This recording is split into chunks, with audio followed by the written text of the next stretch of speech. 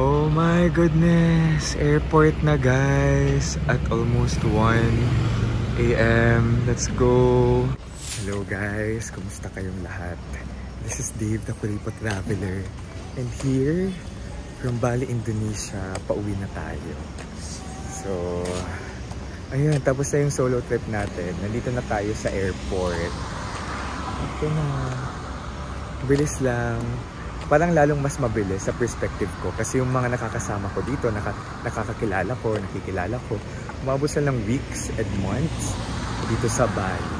And for us mga Pinoys, in our economy, kaya ba natin yun? Bumiyahe ng months. Parang, no. Ayun. Kaya nakaka-inggit, diba? So, hi. My heart is full.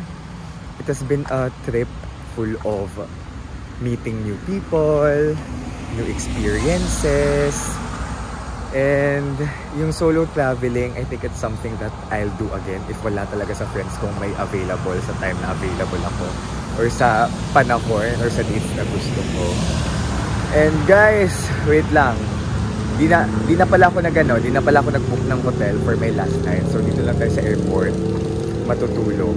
Kung kayo guys ay magta-travel sa Bali or anywhere in the world, and kung kayo magbubook ng different activities sa iyong trip, mag-book kayo via Klook.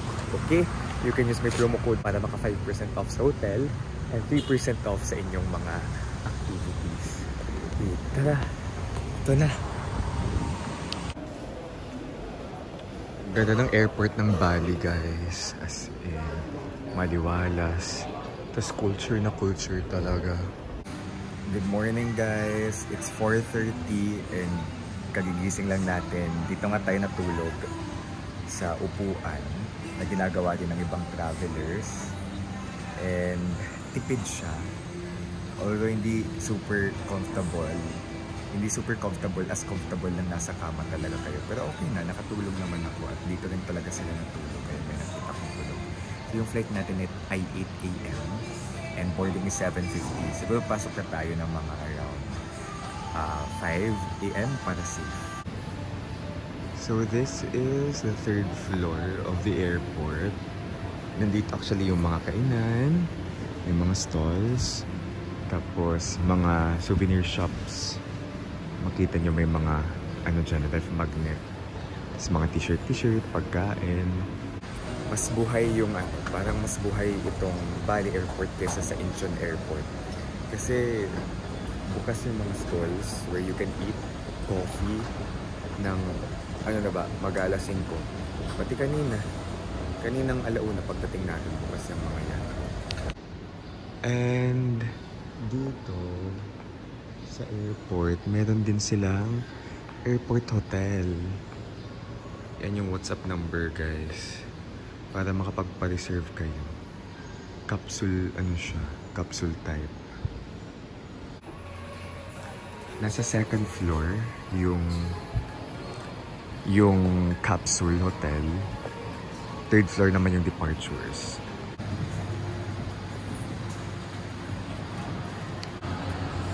Let's go, departure!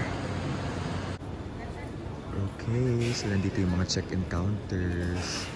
And guys, yung natin, boarding pass, digital siya. Tingnan natin kung tatanggapin or papagprintin tayo ng hard copy. Oh my gosh. Ito yung international flight na galing sa ibang bansa na walang kapila-pila masyado sa immigration. So, easy. And tinanggap naman yung digital copy ng boarding pass. So, I didn't have to print. Yung check-in counter na bubukas yan 3 hours before the flight. Or 2 hours ba? 3 hours before the flight. Yung airport ay papadaanin ka talaga muna before mag boarding gate sa mga duty-free shop. Budol is real. Ang ganda naman ng airport. Nakakaloka yung mga boarding gates. Ang kabog. Tulog ulit tayo guys. Ang early natin. Wala kasi tayo yung check-in baggage. Backpack lang talaga. Hindi nga yung 7 kilos. Ganun tayo ka-light packer. Gulat din yung yung mga friends natin from the hostel. Kasi nag-party pa kami Like, 12 na kami natapos mag-party sa Uluwatu. So, ano siya, one part of Bali na saya din namang clubs doon. And diretso tayo sa airport. Nag-Gojek lang tayo. Yung motor, ride-hailing app nila. Wala tayo. Ganda naman.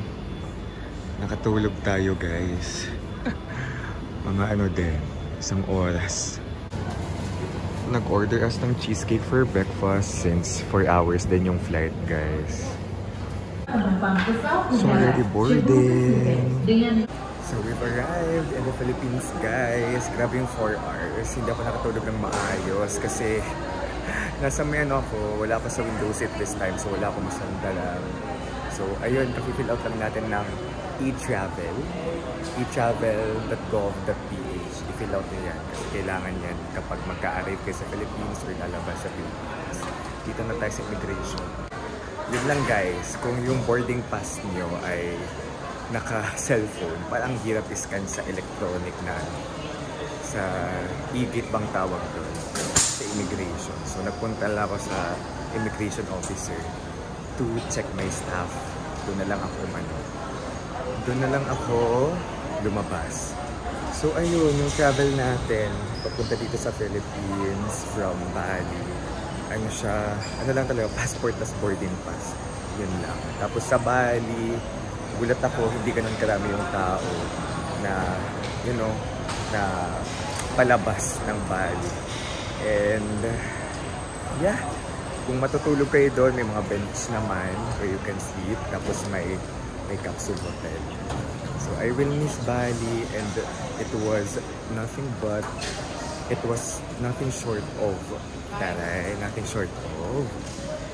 an amazing trip. Sana makita ulit natin yung mga na-meet natin doon. Kasi it's something na yung stories nila, it made the trip more meaningful. So thank you guys for watching. This is Dave, Kapuripo Traveler. Let's live our best lives. Woo. So lupit ulit tayo next time. Bye-bye. Hey, stop. What's up?